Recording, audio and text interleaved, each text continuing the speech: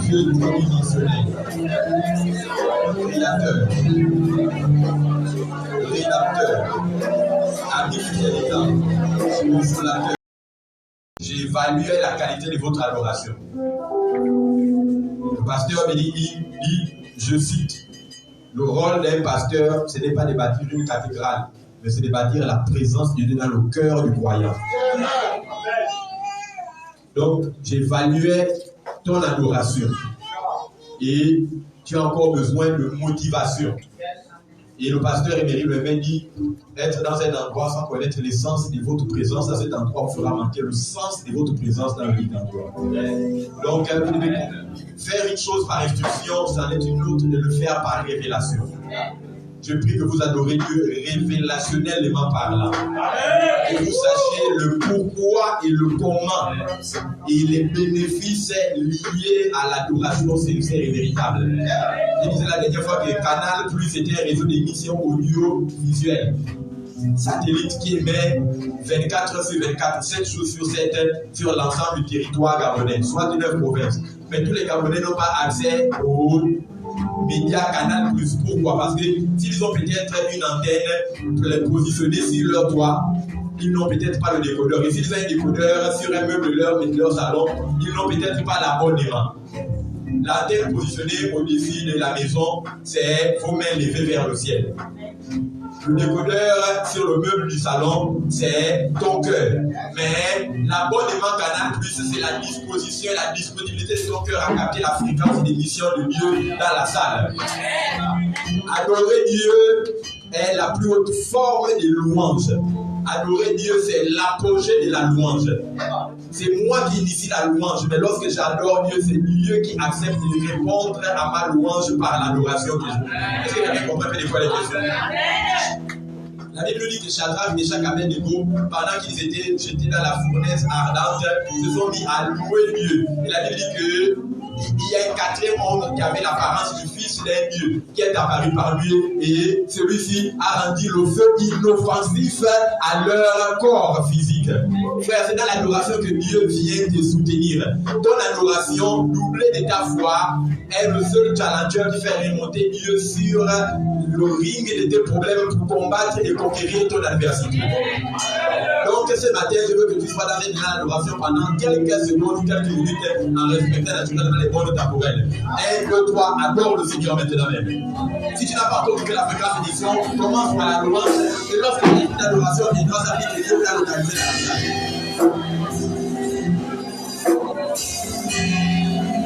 Je les entends par une bouche fermée et une destinée emprisonnée. Une bouche commandée au repos, c'est tout bas. Le son des instruments est supérieur à ma voix.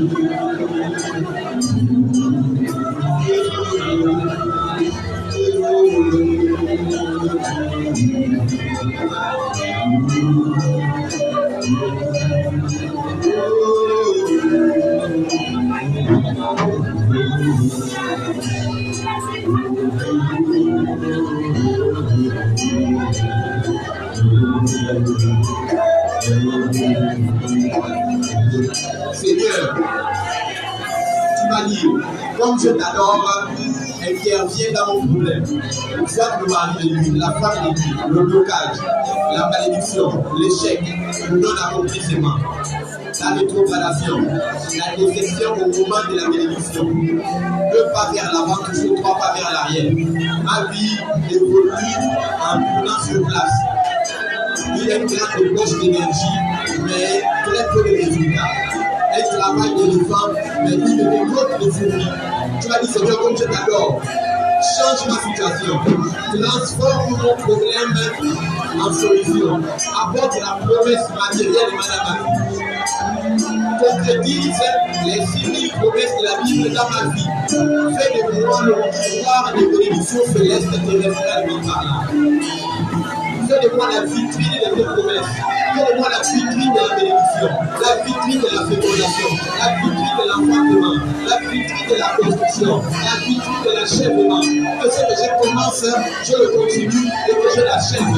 Tout esprit de découragement et d'abandon au moment de la bénédiction, tout esprit de stabilité dans ma relation avec Dieu, tout esprit qui empêche la fréquentation, l'enseignement de ma personne dans la parole, tout esprit qui freinait la progression dans la poursuite de Jésus par ta parole, par ma présence permanente à l'église.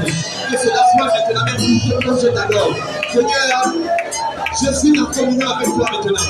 Embrasse le ciel, embrasse la terre.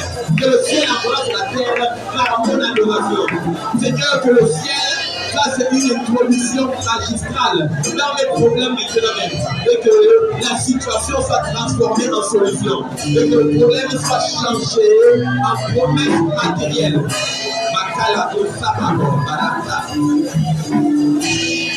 Je cours en fait de remporter au prix de la vocation céleste. Les excuses ne sont plus mon partage. Enlève à moi l'esprit de la précipitation qui consiste à remettre à tes mains ce que Dieu m'avait demandé de faire aujourd'hui. Qui consiste à remettre à plus tard ce que Dieu m'avait demandé de faire depuis. Procrastination. Seigneur, je veux te servir. Je m'attache à toi. Je m'attache à toi. L'esprit de lourdeur qui faisait que le matin, lorsque je me lève pour venir à l'église, il y a un découragement. Mon cœur devient lourd. Mon corps pèse. Il y a une visite qui me prie qui vient me voir. Qui fait que je mets mon travail devant Jésus. Et Jésus derrière moi. Raison pour laquelle je suis encore derrière. Seigneur, je vais te suivre. Je veux être un adorateur. Je ne veux pas t'adorer. Lire ta parole. Prier. Déclarer prophétiquement. Déclarer des professions de foi seulement les dimanches. Je veux connaître comment prier. Je veux connaître comment lire, étudier, méditer la parole. Je veux être un disciple dans la vie et discipliné par la parole de Dieu. Seigneur, et comme je m'approfondis, comme les racines de mon arbre s'approfondissent, je deviens inflexible et rigide face aux tribulations des vents de la vie. Au nom de, tu vas maintenant dire, Seigneur, est-ce que tu es convaincu que ton adoration a été reçue par Dieu? Non. Est-ce que tu es convaincu que ton adoration a été reçue par Dieu?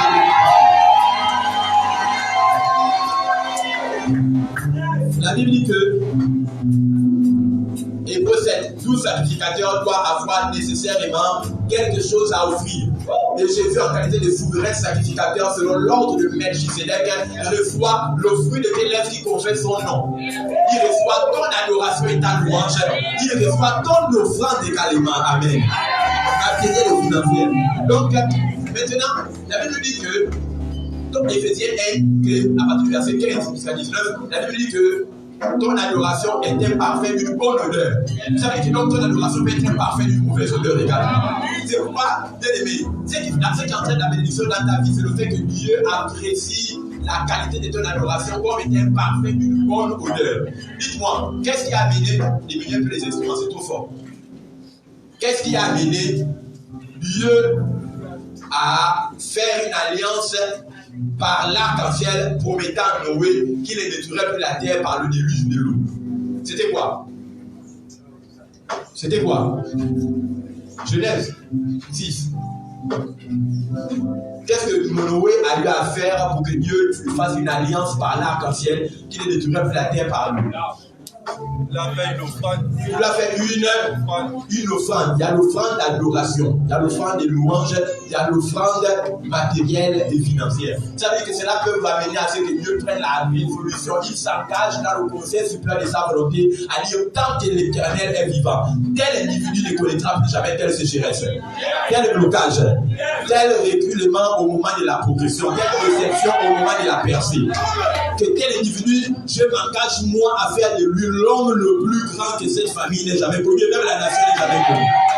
Donc, est-ce que vous comprenez qu'il y a un mystère dans l'offrande que nous donnons verbalement, l'offrande adoration, en louange et l'offrande même matérielle. Amen, amen. Donc, nous sommes là parce que nous sommes inclus de célébration, de louange, d'adoration. Amen. Il y a des bénédictions qui sont là. Tu peux changer l'histoire de ta famille. Tu peux relever la tête de ta famille, essuyer les larmes des yeux de ta famille, être au sujet d'exaucement de toutes les prières qui sont formulées avant ta naissance, par seulement ton adoration. Pierre, la Bible parle de Paul et Silas qui étaient emprisonnés. La Bible dit très tard dans la nuit, vers 2h, 3h, ils se sont mis à louer et à adorer. Et la Bible dit qu'un ange est venu et il a ouvert les portes de la prison, déchaîné les liens qui étaient à leurs pieds et leurs mains et les a fait sortir et a encore mis tous les gardes de la sécurité. Qu'est-ce que la police a fait là? Je ne t'entends pas. C'est là. Et donc quand tu adores Dieu, quand tu le loues, pas quand on t'instruit, on te donne l'injonction. Le commande n'est pas de le faire, mais quand tu le fais, il y a la connaissance de ce que ça produit dans ta vie. Frère, même la couleur de ton statut spirituel, naturel, financier change de cela. Salomon a offert à Dieu une adoration de louange, une adoration verbale et une adoration matérielle. Et la Bible dit que parce qu'il a donné à Dieu 1000 bovins, 1000 bovins, 1000 brebis, 1000 boucs, 1000 bœufs, etc. La Bible dit qu'il n'a rien demandé à Dieu comme requête. Mais dans la nuit, l'Éternel lui a apparu en songe, je lui ai demandé, un homme qui donne de cette manière, qui offre à Dieu de cette manière, un culte d'adoration, avec la sincérité de ce cœur, doit forcément avoir une requête. Que veux-tu que je te donne? Je n'ai rien demandé, ni la mort de mes ennemis, ni la richesse, ni la prospérité. Tu dis non. Il y a des lois spirituelles qui font que quand quelqu'un fait quelque chose avec une certaine disposition de cœur, quand quelqu'un loue, adore et donne avec une certaine libéralité de cœur, moi, même si tu ne me demandes pas, c'est une appellation à te bénir. Tu ne vas pas demander la mort de tes ennemis, la longévité de vie, la santé, ni la richesse, moi l'Éternel. Je te donne la sagesse pour que tu connaisses plus les mystères, comment mieux m'adorer, et en dépit de ça, j'ajoute la richesse que aucun homme n'aura avant, pendant et après toi. Donne-moi un amen.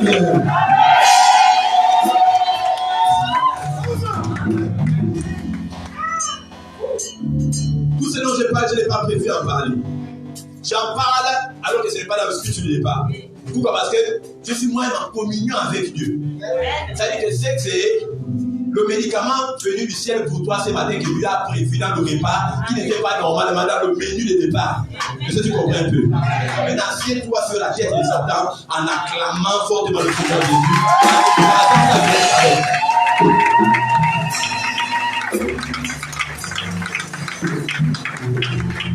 Bien-aimés, quand nous adorons Dieu, nous ne sommes rien du tout. Maintenant, quand nous écoutons le culte, nous devenons vantables. Nous devons être vantables. Je reprends. Bien-aimé, Jésus passait toute la nuit. Ça veut dire qu'il passait toute la troisième. Il passait toute la troisième et la quatrième veille. C'est-à-dire, au jour de la Bible, les nuits n'étaient pas réparties en heures, mais étaient divisées en nuitées. Ou encore, je reprends ça pour que vous compreniez mieux, simplement. Autour de la Bible, les nuits n'étaient pas réparties en horaires, mais étaient réparties en veilles. Il y avait 4 veilles. La première veille, la deuxième, la troisième et la quatrième veille. La première veille était la veille qui commençait de 6h du soir à 9h du soir. Soit de 18h à... Oh, il y a la maman là qui est avec moi encore. Les autres sont déjà balancés. La première veille, c'est de quelle heure à quelle heure? Allons-y. 18h à 21h. À 21h. La deuxième veille, c'est de 21h à minuit pile, sinon 24 heures. La troisième veille, c'est de 24h à... La quatrième veille, c'est de 3h à 6h. Acclame pour toi-même.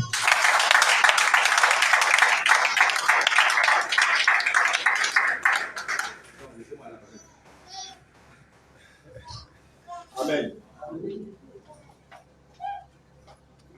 Donc, c'est moi qui ça, j'ai besoin de dérange pendant qui je suis. Je suis le pasteur émérite, c'est moi qui vous prêche. Amen, amen. La babette, il va vous empêcher de me voir.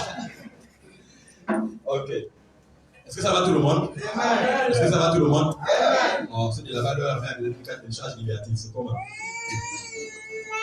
D'accord, qu'est-ce que je disais? L'éveil. Voilà, l'éveil. Donc, la Bible dit que Jésus passa toute la nuit dans la prière. Amen. Amen. Regardez que pour opérer dans le type d'onction que Jésus a opéré, la Bible dit que Jésus a prié 12 heures de temps pour choisir 12 disciples. Ça fait combien de temps pour chaque disciple? 1 heure. Bien aimé, si nous voulons avoir un ministère qui a 5 000 hommes adultes de plus de 30 ans et qui a à peu près 35 000 personnes, femmes, enfants y compris, il nous faut passer combien de temps? Ça veut dire que quand vous évangélisez quelqu'un, ce n'est pas seulement de lui remettre le prospectus ou l'invitation pour qu'il vienne à l'église. Mais il faut faire quoi? Il faut prier pour lui. Combien de temps? 1 heure. Pour qui? Pour tout le monde, bien seulement? Pour une heure. Jésus était le logos revêtu de la révélation. Mais il a prié 1 heure pour une personne, soit 12 heures pour... Si vous voyez maintenant que la prière est la colonne vertébrale du croyant. Je suis obligé de dire que la prière, je me cite, la prière est le moteur qui génère la puissance dont le ministère a besoin pour l'engendrement d'exploits. La prière génère la puissance dont le ministère a besoin pour l'engendrement des exploits. Ça veut dire quoi? Que nous sommes actuellement électrifiés dans la salle via la lumière parce qu'il y a un générateur qui, par le roulement des turbines, produit l'électricité qui nous permet d'avoir l'électrification de la salle. Amen. Amen. Ça veut dire quoi? Que de la même façon également, la prière est le moteur qui génère la puissance dont votre vie a besoin pour la réalisation des exploits. Ça veut dire quoi? Que ceux qui ne prient pas beaucoup ne peuvent se distinguer du commun des mortels, ne peuvent sortir leur tête de l'eau. Parce qu'ils auront une puissance incorrespondante. Si vous voulez graver votre nom sur du marbre, poser votre empreinte dans l'histoire des nations, vous voulez que votre légende soit comptée dans les chroniques des géants et des hommes qui ont réalisé des exploits, vous devez être un homme qui prie plus que le chrétien ordinaire et moyen. Frère, des fois on peut même dire que le culte est bien terminé. Si vous voulez prospérer matériellement au-delà du commun des hommes ordinaires, dans la vie séculaire comme dans l'église, vous devez donner hors du commun. Si vous voulez que Dieu fasse pour vous quelque chose qu'il n'a jamais fait pour quelqu'un, faites pour lui ce que quelqu'un n'a jamais fait pour lui auparavant. Si on veut acclamer, essayez de comprendre la voix. Tu vas acclamer. En vérité, il y a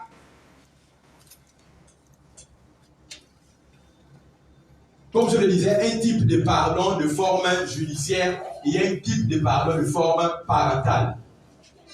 Amen. Amen. Ricochet, j'ai entraîné pendant la thématique comme de mon étude parce que j'ai réduit mon temps pour qu'il y ait plus d'espace pour les annonces qui sont très importantes. La thématique objet de notre étude s'intitule le pardon des...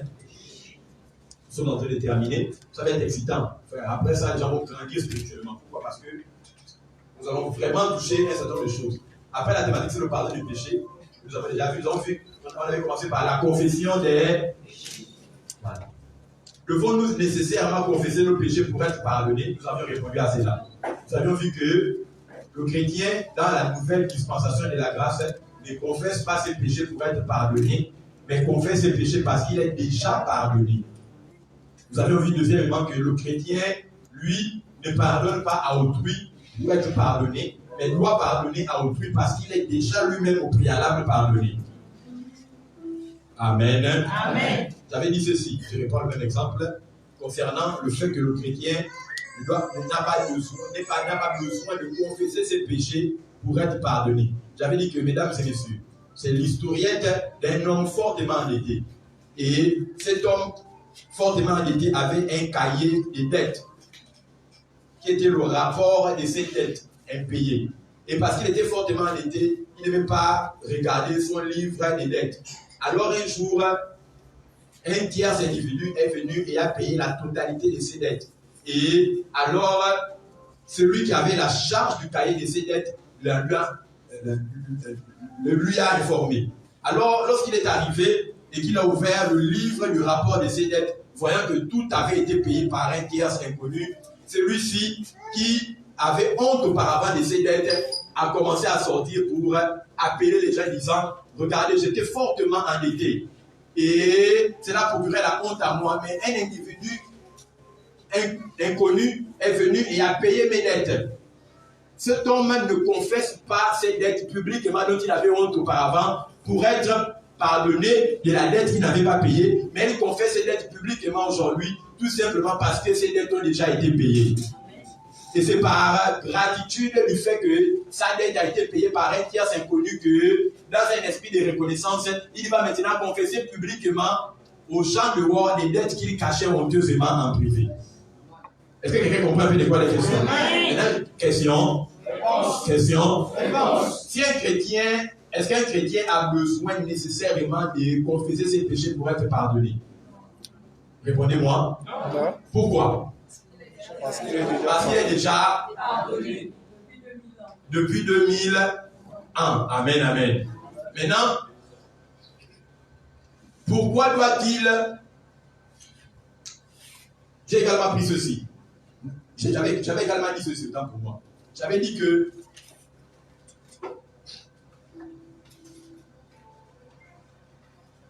il y a un distinguo. On va commencer depuis le début. Est-ce qu'il y a de nouvelles personnes ici?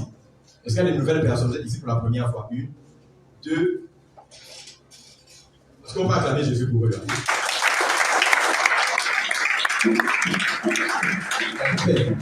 À cause de vous, je vais reprendre un peu. Je vais restituer le texte dans son contexte pour avoir le contexte du texte. J'avais dit qu'il existe, lorsqu'on parle de pardon de péché, il y en a moult. Il existe 6 hypothèses de pardon de péché. J'avais dit qu'il y a le pardon du péché avant la loi, qu'on appelle le pardon du péché dans le livre de Genèse, encore le pardon du péché dans le livre du commencement. Puis il y avait dit deuxièmement qu'il y a le pardon des péchés sous la...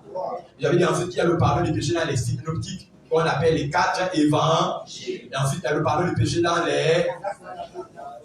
Il y a le pardon des péchés dans les... Et enfin le pardon des péchés dans le livre mythique de l'Apocalypse. J'avais dit, c'est très bien. J'avais dit que certains aujourd'hui utilisent le mauvais modem du pardon des péchés dans la dispensation de la grâce parce qu'ils n'ont pas distingué le basculement, sinon le passage d'une dispensation à une autre dispensation. Ok, j'avais dit ceci, que si vous allez au trésor public de Libreville avec un chèque signé du président El Hadj Omar Bongo Ondimba portant le retrait de la somme de 100 millions de francs CFA, est-ce qu'arrivé à la trésorerie, le caissier va vous payer? On va vous chasser. Pourquoi on ne va pas vous payer la dite somme, mais on va plutôt vous chasser? Sinon même interpeller même la police pour vous appréhender. Pourquoi? Mon frère, sans vouloir te déranger, pourquoi? Mon frère derrière lui, en blanc, pourquoi vous chasser? Parce que son excellence El Hadj Omar Bongo Ondimba est décédé en 2009. Amen. Donc, le chèque portant la mention du retrait de la somme de 100 millions de francs CFA signé par El Hadj Omar Bongo Ondimba, feu président de la République du Gabon, ne vous sera pas payé à la caisse de la trésorerie. Pourquoi? Parce qu'il n'est plus actuellement l'homme fort du pays. Mais c'est Ali Bongo qui est actuellement l'homme fort du pouvoir gabonais. Amen, amen. Ça veut dire quoi? Que si vous utilisez le bon document, qui est la Bible, pour avoir le pardon de vos péchés dans la mauvaise dispensation, avec le mauvais signataire, vous n'allez pas avoir les résultats escomptés, mais ça va vous faire plus de mal même que normalement derrière. C'est pour aller voir certaines personnes dans les églises, leur vie n'évolue pas parce qu'ils utilisent le mauvais modèle du pardon des péchés dans la nouvelle actuelle et dispensation de la grâce. Si tu comprends un peu, donne-moi la main. Maintenant, nous avons dit que dans le modèle du pardon des péchés avant la loi, ou dans le livre de Genèse, ou dans le livre du commencement, le pardon des péchés s'obtenait par le fait que vous deviez croire en Dieu par typologie. Vous devez vous tenir ferme en Dieu et vous devriez offrir à Dieu une offrande qui symboliserait en typologie ou en l'ombre des choses à venir ce que Christ serait et ce qu'il viendrait accomplir sur la croix du Calvaire. Amen. Amen. Par exemple, pour que Dieu entre en alliance avec le patriarche Abraham, il a fallu que Dieu demande à Abraham de prendre son fils, le bois, le couteau et de l'amener sur le mont. Amen. Et qu'il le sacrifia. Et lorsque Abraham voulait lever la main contre son fils pour lui trancher la gorge, la Bible dit que l'Éternel parlait, il n'avance point ta main contre le petit enfant. Et Abraham a entendu un bélier crier dans les buissons. Le bélier était ici, l'acte était la substitution de ce que normalement Jésus serait sur la croix de Golgotha. Est-ce que nous voyons que Abraham avait offert son fils comme étant un sacrifice qui symboliserait ce que Christ serait et ce que Christ viendrait faire sur la croix de Golgotha par typologie. C'était la façon dont le pardon des péchés était obtenu avant la loi, dans le livre de Genèse, dans le livre du commencement. Si tu comprends, donne-moi un amen bien. Et là, nous avons dit qu'ensuite, il y avait le pardon du péché sous la loi. Dis avec moi, sous la loi. Sous la loi. Nous avons dit que le pardon du péché sous la loi était conditionnel. Il fallait satisfaire les exigences prérequises par la loi, telles que l'offrande, le sacrifice, le jeûne, la prière. On ne prie pas Dieu dans la grâce pour demander le pardon des péchés. C'est une fausse et c'est une aberration qui provient depuis de l'enfer. On ne se détourne pas, on ne s'humilie pas, on ne s'agenouille pas. Amen, amen. Amen. 2 Chroniques 7,14 dit: si mon peuple sur qui est invoqué mon nom s'humilie, prie, cherche ma face et détourne de ses mauvaises voies, moi l'Éternel, je l'ai. Ça, c'est le modèle du pardon sous la loi. Amen, amen. Vous avez dit que c'est un modèle de pardon qui est conditionné par des exigences que vous devriez satisfaire comme un me donner. Bien, mais est-ce que je donne la grâce et si on peut te dire donner une offrande pour avoir tes péchés pardonnés? C'est possible et c'est pas possible. Est-ce qu'il y a des églises là où on demande de faire une offrande de rachat? Amen. Amen. Il y en a. Bien aimé, je ne sais pas comment. Avant qu'on dise attaque.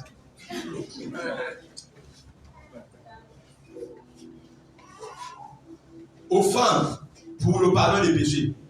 C'est le modèle du pardon des péchés sous la loi.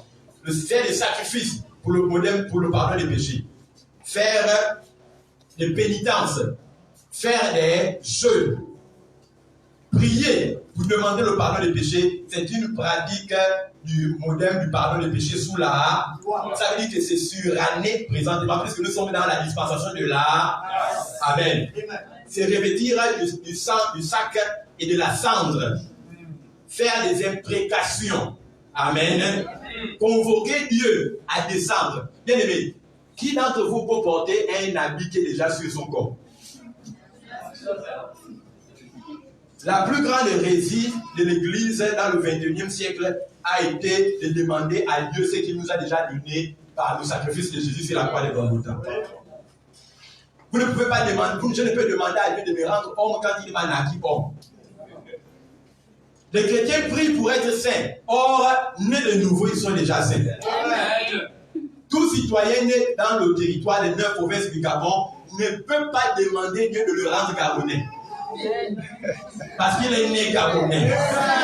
Mais si tu es né de la parole de Dieu qui est sainte et incorruptible, confère 1 Pierre 1,23, tu es né saint, incorruptible comme la parole qui est dans la Bible. C'est lorsqu'on est de nouveau par les fausses bases du salut que l'on est pécheur. Et donc, étant pécheur, on prie Dieu qu'il nous sanctifie. Oh, notre Père qui es aux cieux, que ton nom soit sanctifié. Que ton règne pendant que le Saint-Esprit vit déjà dans ton corps. Saint-Esprit, nous t'invitons. Saint-Esprit, nous t'invitons. Dieu habite dans ton corps. Ton corps est sa maison. Comment Dieu peut-il être invité dans la maison, dans sa propre maison? Amen, amen. Amen. Et avec moi, je transporte quelque chose. La gloire de Dieu qui est à l'intérieur de toi est plus grande que la gloire qui était dans le temple de Salomon et tabernacle.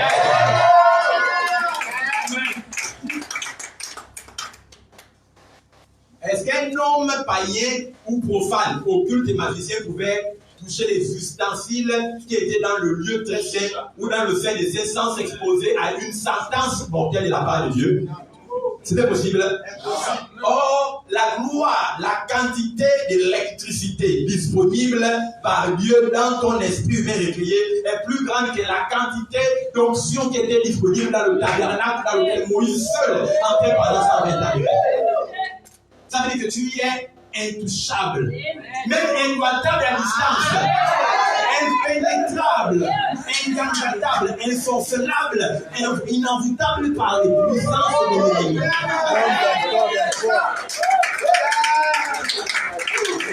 Ce n'est pas des cartouches que la Bible dit que la vie et la mort sont au pouvoir de ta. Sur la nouvelle dispensation de la grâce, Ananias et Saphira ont vendu la moitié de ont vendu la parcelle de leur terre et ont donné la moitié à Pierre. Pierre a dit non, pourquoi blaguez-vous avec le Saint-Esprit qui est dans mon corps? Sans que l'Éternel le décide, qu'on vous enterre. La Bible dit qu'Ananias est tombé, raide mort, on est parti de lui. Mais sa femme est venue également. Elle n'a pas demandé par réflexe où est mon mari. Il m'a dit qu'il venait au culte. Il a demandé combien vous avez vendu le champ. On va dire ça normalement à 50 000. Or c'était 100 000. Pierre a dit, bon, comme vous avez menti au Saint-Esprit qui est dans mon corps, Dieu ne m'a pas dit que vous allez mourir, mais parce que vous m'avez menti à moi, qui est détenteur, porteur du Saint-Esprit, donc meurt. La Bible a expiré sur le champ, les jeunes hommes ont pris son corps, sont allés l'inhumer. La Bible dit, la crainte s'empara de toute l'église primitive. Parce qu'il avait éclaté en Pierre, qui lui, porteur du Saint-Esprit, avait le pouvoir de déclarer le mort sur les gens. C'est la nouvelle dispensation de la grâce. La vie et la mort sont le pouvoir de quoi? L'État. Ça veut dire que tu as le pouvoir de libérer la vie, comme le pouvoir de libérer la mort.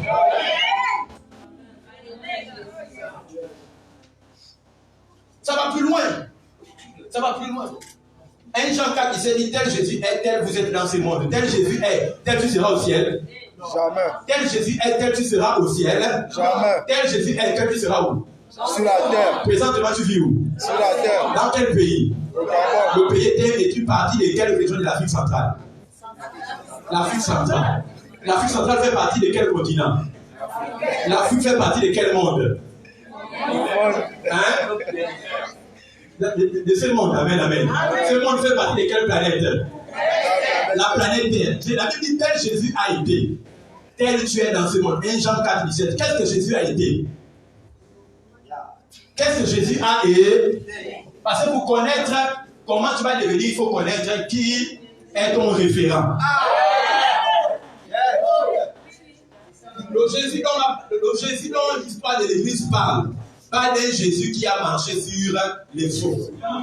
Or, l'université de Massachusetts en Californie, aux États-Unis, nous dit que pour que Jésus eût été capable de performer le miracle de la marche sur les eaux, il fallait qu'il puisse réduire son poids à 2 grammes et allonger sa taille à 2 km. C'est pourquoi quand les fantômes l'ont vu dans la barque, ils ont vu un homme qui avait 2 grammes et qui avait 2 km de taille. Ils ont dit ça c'était un fantôme. Ils n'ont pas reconnu l'homme de 30 ans qui était leur ami avec lequel ils dormaient le jour. Ça veut dire que Jésus, en fonction de l'environnement, pouvait modifier son exosquelette et s'adapter à la... C'est pas le coronavirus a rendu certains plus bénis maintenant que même quand il n'y avait pas la crise. Si tu me donnes un américain, ça devient ton papa.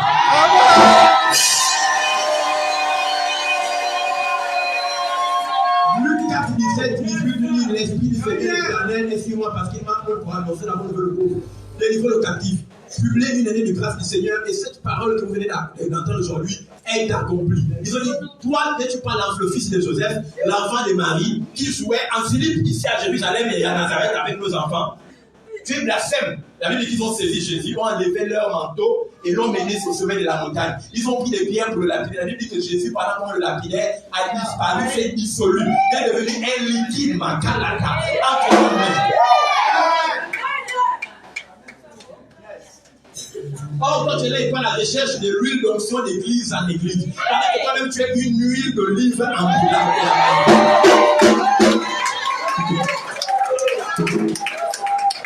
Le Jésus dont la Bible nous parle. Et la Bible dit tel Jésus est, tel tu es dans ce caveau qui a neuf. On nous parle de ce Jésus qui, pendant qu'il était avec son cortège, s'est rendu dans une ville. Et la Bible dit qu'il vit une femme qui pleurait son enfant. La Bible dit que Jésus s'arrêta il toucha le cercueil. Et l'enfant se réveilla.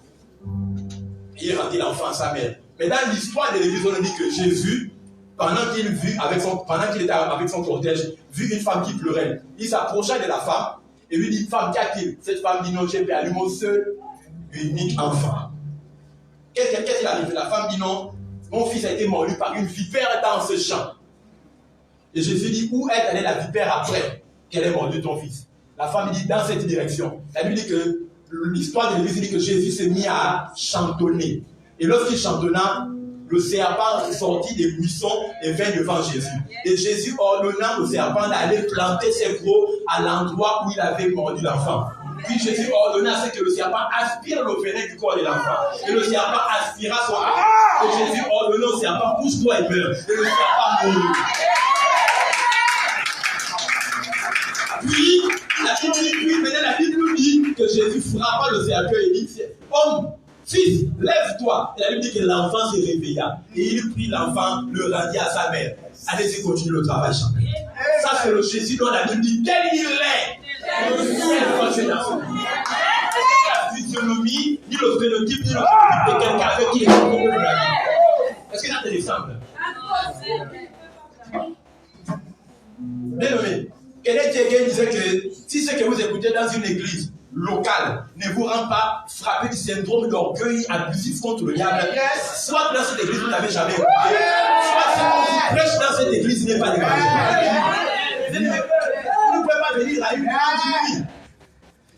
Là on prie contre les démons et quand tu les sors, toi qui voyais le cafard comme quelque chose qu'avec la bouche tu peux tuer. Tu vois maintenant le cafard comme un ennemi potentiel. Il y a déjà bien aimé si le jetro le maria tombe sur ton lit. Vous dormez vous tous au salon avec papa et maman.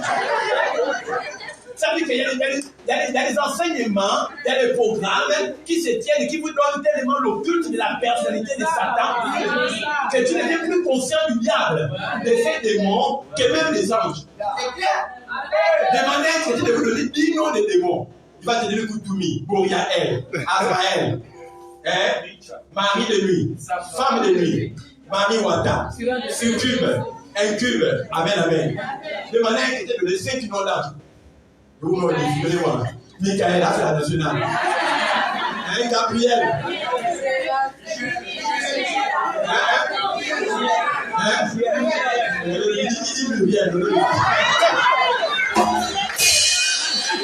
Amen, amen. À part Michael, à part Gabriel, vous ne pouvez pas citer le nom de 230 minutes. Venez, je vous le dis. Raphaël, montre-moi l'endroit là où c'est écrit dans la Bible. Amen, amen. Pourquoi? Parce que l'Église a cultivé le mythe de Satan en approfondissant la peur et la crainte que les croyants avaient à l'endroit des diables et des démons. On enseigne plus sur le diable parce qu'ils connaissent plus sur le diable par expérience, mais connaissent très peu sur Jésus par révélation de sa part. La conséquence logique de ça, c'est que les croyants ont plus peur de Satan et des démons et même de Dieu.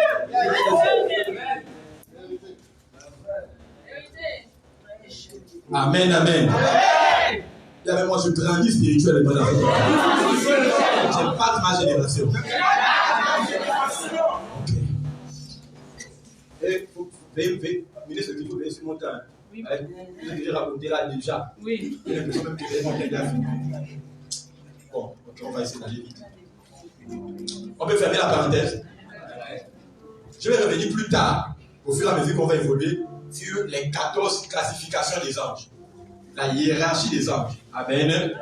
Voilà. Je vais vous parler des chanteurs célestes, des anges, des fils de Dieu,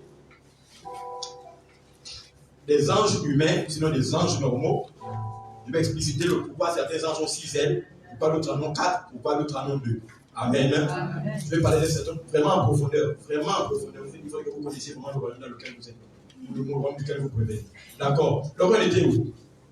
On était le pardon du péché sous la. D'accord. Maintenant on a vu ensuite le pardon du péché sous les évangiles, les 4, les synoptiques. Et nous avons dit ceci. S'il vous plaît, accrochez-vous. Ça pourrait choquer ceux qui viennent pour la première fois, les anciens, ça passe. Vous avez dit quoi? Que Matthieu, Marc, Luc et Jean ne sont pas des livres du Nouveau Testament. Mais ce sont des livres. Ce sont des livres extensionnels d'abord de la loi contenant des vérités additionnelles de la grâce dans la loi. Vous avez dit ça? Matthieu, Marc, Luc, Jean sont des livres extensionnels de la loi contenant des vérités additionnelles de la grâce dans la loi. On va dire que Matthieu, Marc, Luc et Jean sont des rapports historiques rapportant la naissance de Jésus sous la loi. Ses miracles sous la loi, sa mort sous la loi, son enterrement sous la loi, sa résurrection sous la loi et son ascension sous la loi. Est-ce que des passages bibliques appuient ça? Oui. Galates chapitre 4, verset 3 nous dit Jésus est né d'une femme vierge sous la loi. Donc Jésus est né sous la loi. Donc, Matthieu, Marc, Luc et Jean sont le rapport des yeux des témoins qui ont vu Jésus opérer sous la loi. Le dernier prophète de la Bible, c'était de l'Ancienne Alliance, de la loi, c'était Jean le Baptiste. Or, Jean-Baptiste est né 6 mois avant Jésus. Jean-Baptiste était le cousin de Jésus, il était le fils d'Élisabeth, qui elle est la cousine de Marie, de qui Jésus sortit. Donc, est-ce que Jean-Baptiste est le dernier prophète de la loi à croiser Jésus de Nazareth physiquement? Oui. Qui a baptisé Jésus de Nazareth? Jean-Baptiste. Dans les eaux du Jourdain. Donc, Jésus est né lui-même sous la loi, a côtoyé le dernier prophète de la loi. A été même baptisé par le dernier prophète de la loi. Donc, Jésus n'est pas né sous la grâce, mais il est né sous la loi. Donc, Matthieu, Marc, Luc et Jean sont des rapports historiques nous disant comment Jésus est né sous la loi, comment il a vécu sous la loi, ses miracles sous la loi, comment il est mort sous la loi, enterré sous la loi, ressuscité sous la loi et ascendé sous la loi. Est-ce qu'on comprend ça? Ça veut dire que donc dans l'interprétation de la parole, il y a certains propos qui sont tenus à l'intérieur qui doivent être correctement, selon 2 Timothée 3,15, divisés. Amen, amen.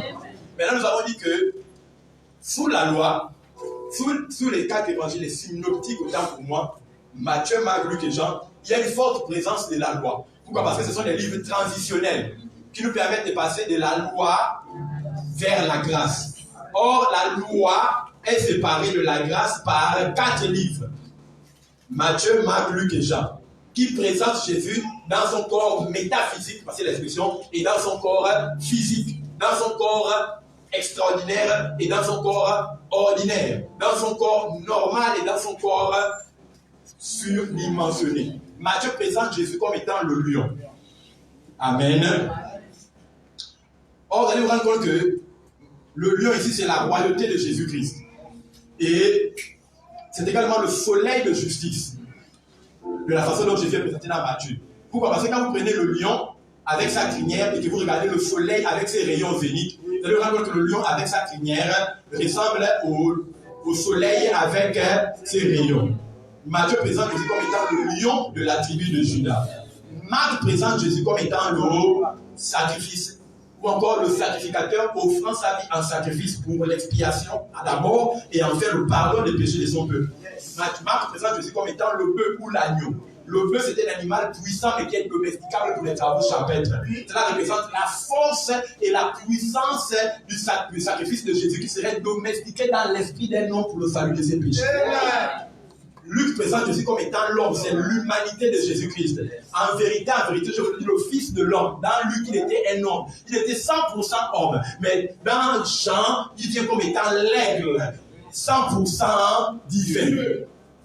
Ou Dieu. Est-ce que tout le monde comprend un peu de quoi il est? Donc, ce sont des livres transitionnels. Transitionnels, pourquoi? Parce que dans Genèse, Jésus est le créateur. Dans Exode, il y a les 10 commandements. Dans Lévitique, il y a les 626 ordonnances.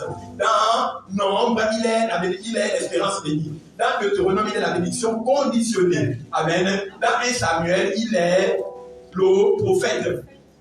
Dans un roi, le roi, il est les exploits héroïques des grands. Bref, mais lorsqu'on arrive dans Matthieu, Marc, Luc et Jean, on présente maintenant Jésus sous une forme dans laquelle Dieu ne s'était jamais révélé auparavant. Avec Moïse, il est le buisson qui se brûle mais ne se consume pas. Avec Abraham, il est Jéhovah Jireh. Avec David, il est le Dieu des psaumes. Dieu qui siège au milieu de la louange et de l'adoration de son peuple. Dans Ésaïe, il est la pierre qui a été détachée sur le secours d'un Dans AG 2:8, dans AG ou pour AG, il est l'or et l'argent. Dans Zacharie, il est le Dieu de la discipline. Amen. Dans Malachie, il est la dîme de Dieu. Mais Jésus comme étant le roi, ce n'était pas présenté de Genèse jusqu'à Malachie. Jésus comme étant l'agneau de Dieu qui ôte le péché du monde avait été l'ombre des choses à venir présentées dans Exode, Lévitique, Nombre de Deutéronome par le sacrifice de l'agneau pascal, mais est venu prendre forme et vie dans le livre de Marc. Amen. Dieu étant homme n'avait existé qu'en théophanie ou en nombre, mais Dieu comme étant homme personnalisé ou personnifié a été rendu manifeste par Jésus-Christ dans le livre de Luc. Dieu comme étant le divin ou la divinité qui a incarné l'humanité, comme étant le logos qui a été révélé dans un corps de chair, comme étant la parole parlée qui a revêtu un costume de terre animée, c'est dans le livre des Jean. Amen, amen. Amen. Donc, pour la première fois, Dieu qui était 100% Dieu est devenu 100% homme dans le livre des Jean. Donc ici, Dieu lui-même s'est introduit au travers les évangiles qui ont été comptés par les disciples qui l'ont vu naître, qui l'ont vu grandir, performer les miracles, qui ont assisté à comment Dieu fut tué. Aïe, aïe, aïe, aïe, aïe, aïe, aïe. Amen. Dieu a été tué, puis il a été enseveli, puis il est ressuscité et a ascendu comme une case dans le ciel. Amen, amen. Amen. Vous avez compris maintenant, le Nouveau Testament commence où? Actes des apôtres, chapitre 2. Ils étaient tous ensemble à même. Tout à coup, il y a du ciel un bruit semblable à celui d'un vent impé. Il descendit sur eux et se mit à parler en d'autres. Pierre a pris la parole pour dire la promesse qui avait été promise par le Père dans Joël 2:28. Quelle promesse? La Bible dit je répandrai mon esprit sur toutes. Vos fils et vos filles prophétisent. Vos veillards auront des. Mais vos jeunes gens auront des. Cette promesse-là, la promesse, la descente de cet esprit qui marque le commencement de l'ère de la grâce, c'est accompli. C'est accompli dans quel livre? Actes, chapitre 2, pendant qu'ils étaient dans la chambre haute. Donc le Nouveau Testament commence dans Actes, chapitre 2, et s'achève dans le livre d'Apocalypse. Donc le Nouveau Testament commence dans le livre des Actes, dans le livre des Actes. Et dans les épîtres, et en fait s'achève dans l'Apocalypse. Acclame pour toi-même. Tu es le Messie, tu peux utiliser ta parole.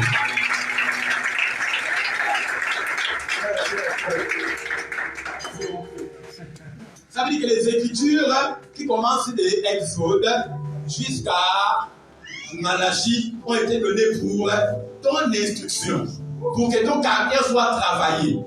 Amen, amen. Mais les évangiles sont l'introduction de Dieu à l'humanité par la révélation de sa personne en tant qu'homme, au travers Matthieu, Marc, Luc et Jean. Mais maintenant, le corps même de ce qui doit régir le fonctionnement du croyant, du chrétien sur la terre, commence dans Actes des apôtres, les épîtres et dans l'Apocalypse.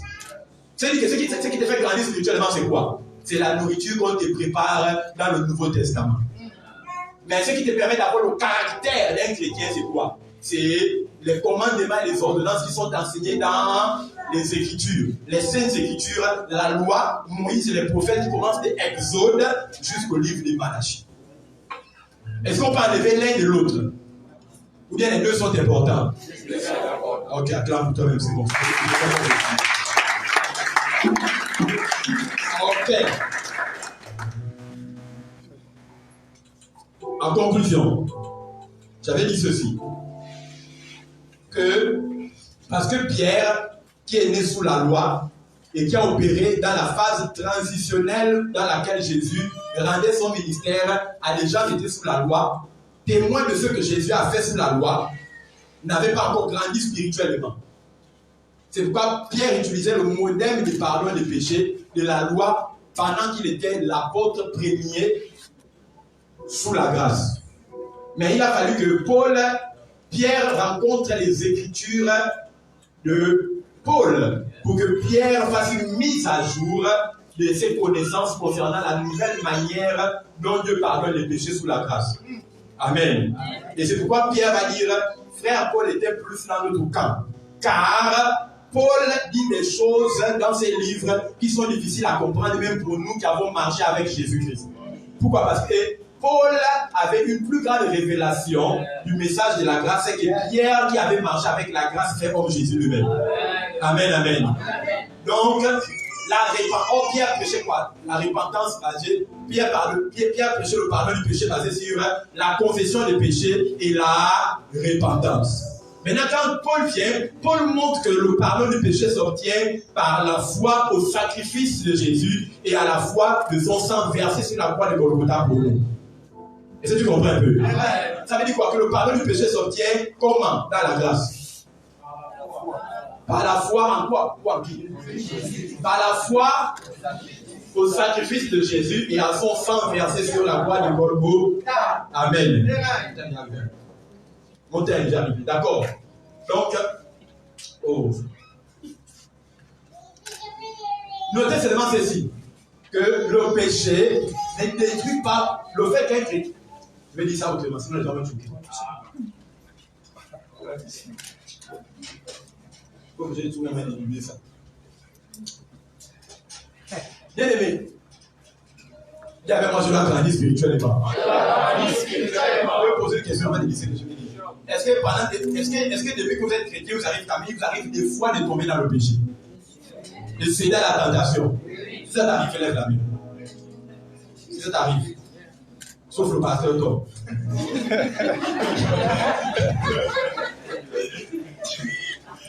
Vous savez que nous tous là, ils arrivent fois de tomber, de chuter, de trébucher, de manquer le bord, de manquer la marque. Ça nous arrive, non? On appelle tout ça là, Amartana, Opédi, Amar, si tu veux dire le péché. Amen.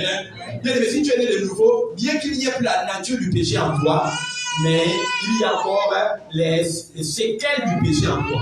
Tout le monde comprend que même en pathologie médicale, les symptômes ne sont pas les séquelles. Les symptômes font la preuve de la présence de la maladie en vous. Mais les symptômes, les séquelles sont les restes de la maladie qui n'existe plus dans votre corps. Ça veut dire que, en vérité, je te le dis, tu n'es plus un pécheur qui continue de pécher parce qu'il a la nature du péché. Mais tu es un pécheur, tu es un saint qui continue de pécher parce qu'il a encore les séquelles du péché en lui. Amen. Certains ne comprennent pas. Lorsque vous avez trop dormi pendant longtemps sur votre lit dans la même position, lorsque vous vous réveillez, vous avez les crampes. Et les crampes sont tellement douloureuses et vous mettent dans une position d'inconfortabilité que vous sortez du lit. Donc, la position dans laquelle vous avez été trop pendant longtemps endormi, et vous tapez le pied. Plus vous marchez, plus la douleur s'accentue. Mais le fait que la douleur s'accentue ne veut pas dire que la crampe perdure et va rester. Elle s'accentue parce que normalement, elle est en train de partir. Oh là, les gens ne comprennent pas. Ça veut dire quoi? Que le fait que tu es né de nouveau et que peut-être tu tombes encore dans le péché n'est pas la preuve que tu es toujours un pécheur. C'est seulement la preuve que la chose doit s'éteindre. La Bible dit quoi? Lorsque la grâce abonde, lorsque le péché abonde, lorsque le péché abonde, ça veut dire que tu sais que tu vas être délivré du péché. C'est lorsque Satan essaie de te faire croire que tu es vraiment un pécheur parce que tu pêches trop. Je peux m'arrêter là.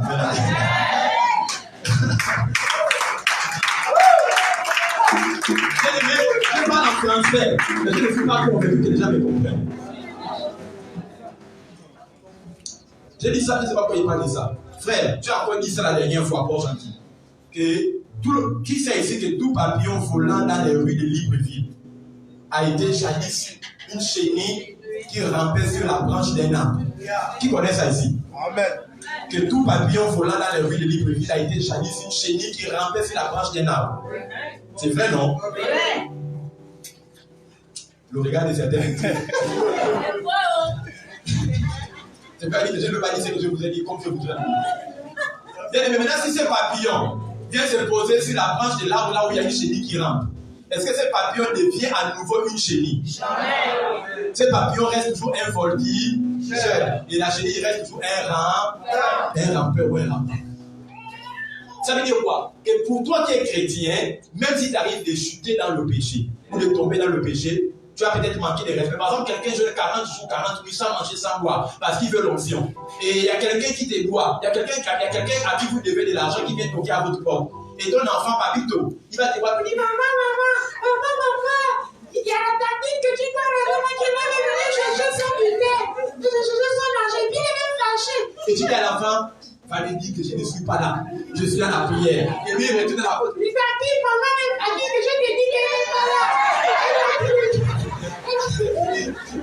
Amen.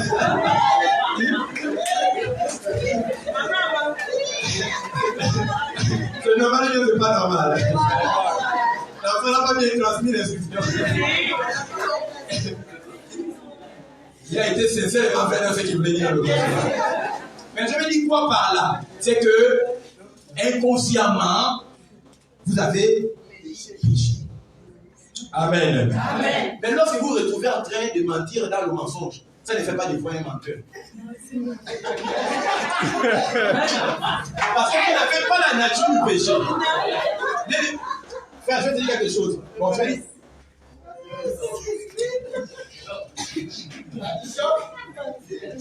Je peux parler, hein, mais je vais Ok. Le mensonge était, le vol était, l'avortement était, les critiques, les débats stériles sont des péchés. Les excès de table sont des péchés.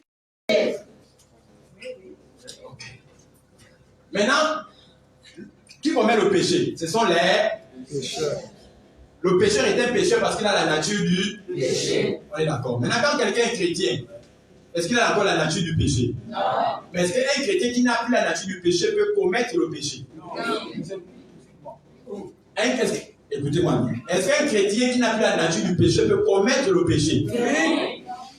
Non. Parce que, on quelqu'un tout à par son... Oui. Il n'y a que les pécheurs qui commettent le péché. Le péché, en d'autres termes, n'est commis que par les pécheurs. Et un pécheur est celui qui a la nature du péché. Maintenant, toi, tu as la nature de justice. Ou la nature de sainteté. Tu as la 3 fois sainteté de Dieu comme nature. Maintenant, un chrétien 3 fois saint pose des actes de... Un chrétien 3 fois saint pose des actes de sainteté. Oh. Non, ça dit que... 1, 2 et 3. Je dis donc, marchez selon l'esprit et vous n'accomplirez pas les désirs de la chair. Marchez selon l'esprit et vous n'accomplirez pas quoi? Les désirs de la chair. Les désirs de la chair. Donc on va maintenant citer les désirs de la chair. D'accord, allons-y. Car la chair a des désirs contraires à ceux de l'esprit, et l'esprit en a de contraires à ceux de la chair. Ils sont opposés entre eux afin que vous ne fassiez point ce que vous voudriez. Si vous êtes conduit par l'esprit, vous n'êtes point sous la loi. Or, les œuvres de la chair sont manifestes. Or, les œuvres de la chair. Donc, il y a les désirs de la chair, qu'on appelle encore les œuvres de la chair. Donc, les désirs de la chair sont les œuvres de la chair. Or, ces désirs de la chair qui sont les œuvres de la chair sont manifestes. C'est quelles œuvres de la chair qui sont les désirs de la chair? C'est ton ça. Les œuvres de la chair sont manifestes. Ce sont l'impudicité, l'impureté, la dissolution, l'idolâtrie, la magie, les inimitiés, les querelles, les jalousies, les animosités, les disputes, les divisions, les sectes, l'envie, l'ivrognerie, les excès de table et les choses semblables. Je vous dis d'avance, comme je l'ai déjà dit, que ceux qui commettent de telles choses n'hériteront point le royaume de Dieu. Amen. Tout ce qu'on vient de citer là, je commence.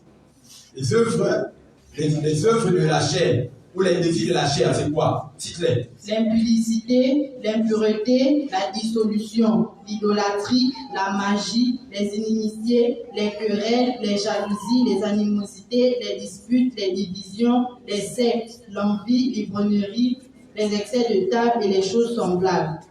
Continue. Je vous dis d'avance, comme je l'ai déjà dit, que ceux qui commettent de telles choses n'hériteront point le royaume de Dieu. Que ceux qui commettent de telles choses, que ceux qui commettent les œuvres de la chair, amen, ou encore les désirs de la chair, n'hériteront pas quoi? Le royaume de Dieu. Le royaume de Dieu. Amen. Amen. Jésus a dit quoi? Nul n'est descendu du ciel si ce n'est le Fils de l'homme. Dites. Nul n'est descendu du ciel. Si ce n'est le Fils de l'homme qui est monté au ciel, le Fils de l'homme qui est parmi vous, sur terre. Et Jésus disait, le royaume des... Là, c'était le royaume de Dieu est parmi vous. Amen. Quand Jésus disait que le royaume de Dieu est parmi vous, il était au ciel, mais sur la terre. Sur la terre. Sur la terre. Et mais le royaume des cieux. Il y a combien de cieux? Ceux qui connaissent un peu. Il y a le premier ciel, le second ciel et le troisième. Maintenant, Dieu lui-même vit où? Au troisième, qu'on appelle le royaume des cieux. C'est au ciel, amen. Maintenant, le royaume de Dieu, Jésus a dit, le royaume des cieux, le royaume de Dieu est parmi vous. Il était où? Sur le royaume de Dieu se trouve où? Sur la terre. Sur la terre. Ça veut dire quoi? Que ceux qui commettent les désirs de la chair ou les œuvres de la chair, même s'ils les commettent, ne peuvent pas rater le royaume des cieux. Mais ils ne peuvent pas, par contre, hériter le royaume de Dieu qui est sur terre.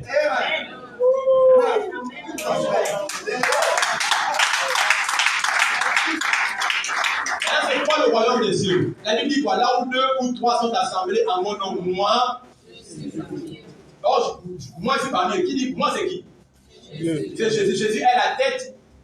Et l'église est quoi? Le corps. Ça veut dire que nous sommes le haut. Et Jésus est là. Ça veut dire que là où 2 ou 3, comme nous sommes assemblés ici, sont assemblés, je suis parmi nous. Parmi vous. Ça veut dire donc, là où 2 ou 3 du corps sont assemblés, moi, la tête, je vais me poser sur le corps. Or, l'église, c'est le royaume de Dieu sur terre. Amen. Or, ceux qui commettent les œuvres de la chair ou les désirs de la chair ne peuvent pas hériter le royaume de Dieu qui est sur terre. C'est quoi le royaume des cieux? Ça veut dire que ceux qui commettent les œuvres de la chair ou les désirs de la chair ne peuvent pas hériter des positions de leadership dans l'église qui est le royaume des cieux sur terre. Tu m'as accepté que moi, le pasteur, tu m'as vu au bar en boîte de nuit. Ou bien, à Yogo Samke, hier, à 23h. Et le matin, on vient ici, on m'introduit comme étant le pasteur d'ambassadeur. Tu acceptes l'idée, tu refuses. Tu acceptes l'idée, tu refuses. Si je meurs, est-ce que je vais au ciel?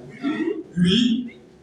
Oui ou non? Oui. Si je meurs, est-ce que j'hérite le royaume des cieux? Oui. Mais est-ce que vous allez continuer à venir dans cette église qui appartient au royaume de Dieu? Pourquoi? Parce que mon mauvais témoignage fait en sorte que vous ne tolérez pas que moi, quelqu'un qui est de nature sainte maintenant, continue de pécher volontairement et occuper une position de leadership qui, par ma position, impuissance les gens dans l'assemblée à pécher. Vous ne permettrez pas que je puisse hériter de cette position de leadership dans le royaume de Dieu qui est l'église. Même si je suis sauvé, vous allez dire non, c'est vrai qu'il est sauvé, mais moi je préfère aller dans une église là où on vit la sanctification en esprit et en vérité. Donne-moi un amen qui est chapeau. Laisse-moi faire le Seigneur Jésus-Christ.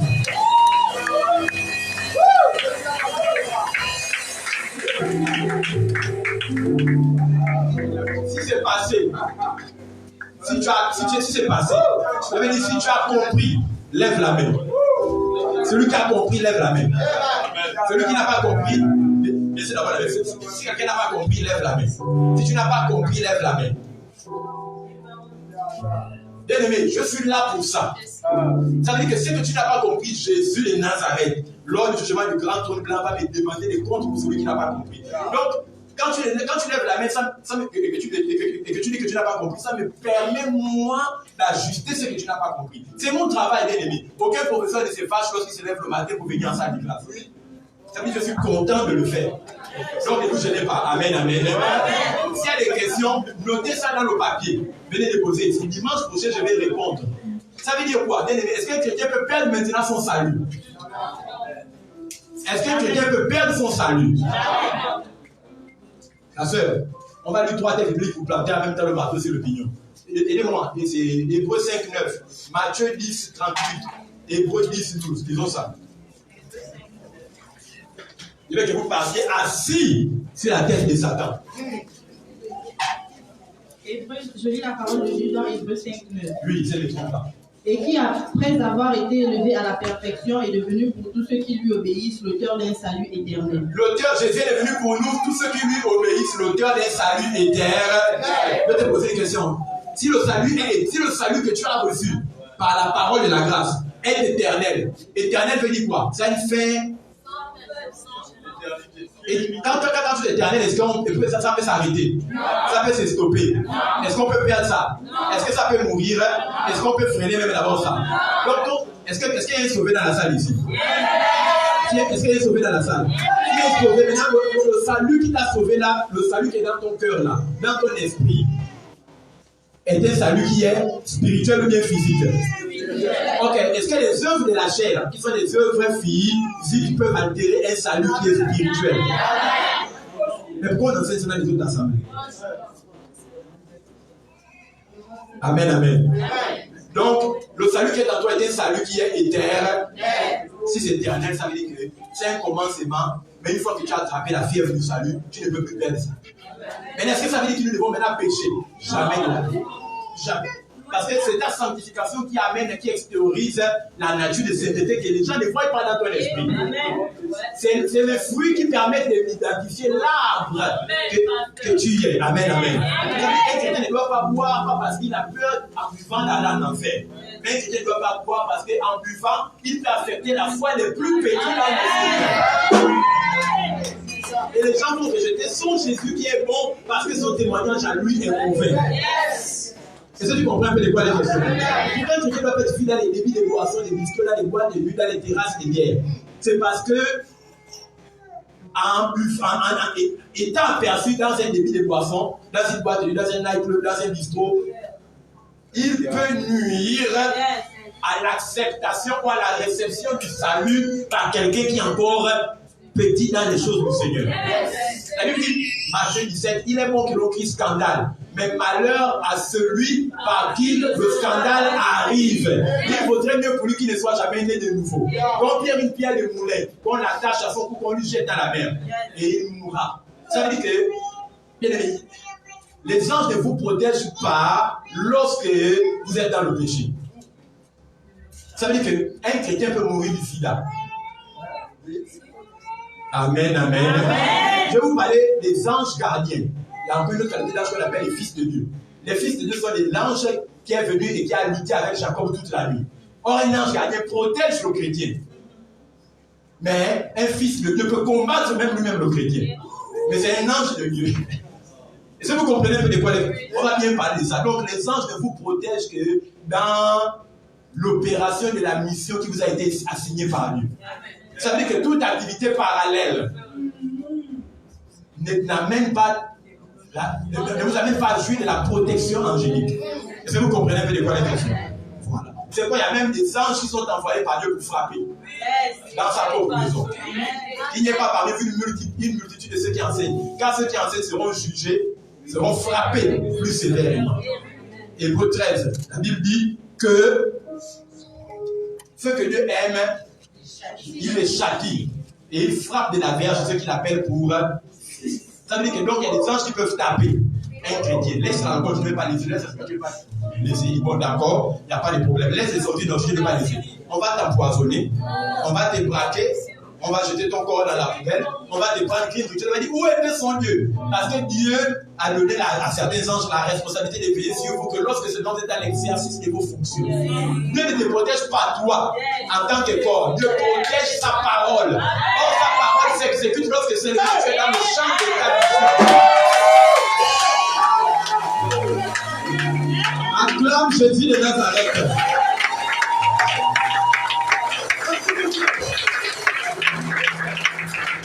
Élève la voix pour terminer. Je ne peux pas faire des services prophétiques. Mon temps est largement dépassé aujourd'hui. Je n'ai même pas révélé l'heure. Il faut que je l'ai violé largement. Tu vas seulement dire, Seigneur, je te bénis parce que je grandis spirituellement. Je deviens une colonne qui n'est pas nouvelle ni déplacée par les arguments, le temps, le travail, l'absence de taxi, la fauche. Mon enfant vient de naître. Ma mère a eu un problème. Mon père a mangé, je suis avec les enfants. Que toutes ces choses-là soient, c'est des symboles de la petitesse en Christ, de l'enfance en Christ. Mais que j'ai grandi, je deviens un pilier, un être incontournable, un roc, une puissance dans l'église. Un homme qui est présent, un fils, un homme mature à qui on peut confier des responsabilités. Élève la voix, que je grandisse spirituellement maintenant. Que je grandisse, élève la voix et prie. Demande à Dieu si tu ne l'as pas. Si tu l'as, active-le. Sœur, là, élève la voix et jette encore le micro. Une bouche fermée est une destinée emprisonnée. Une bouche ouverte est une destinée relâchée. Une bouche fermée est une destinée emprisonnée. Une bouche ouverte est une destinée relâchée.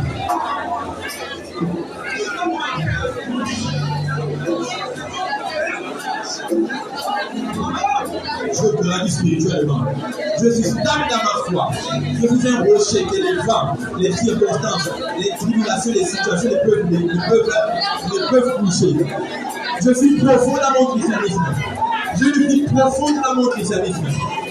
La profondeur de mes racines sont si ancrées que ni les tribulations, ni les vents, ni les marées, ni les tempêtes, ni les orages ne me meuvent, ni ne me bougent, ni ne me déplacent. Je mène une vie de sacrifice pour Christ. Je suis un disciple discipliné pour lui. Au nom de Jésus. Au nom de Jésus. Merci pour ton sang. Tu vas dire merci pour ton sang. Merci pour ton sang.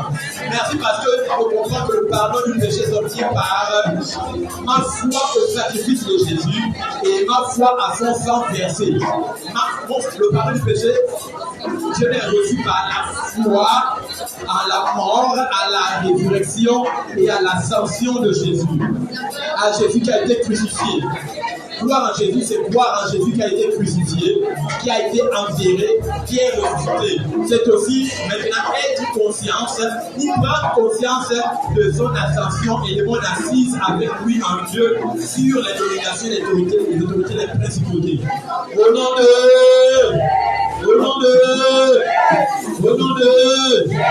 est-ce que ton amen peut chiffrer le diable?